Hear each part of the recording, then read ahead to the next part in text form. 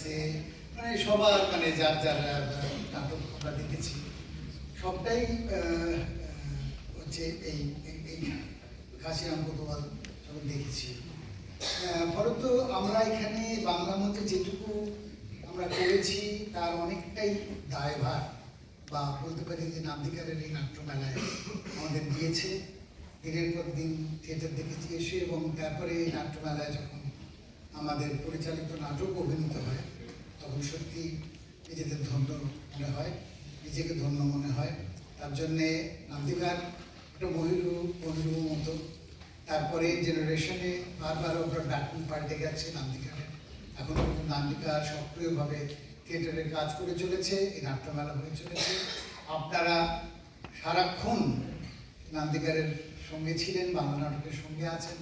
আপনাদের এই যোগাযোগ না ঘটলে বাংলা নাটক তো বাঁচত না।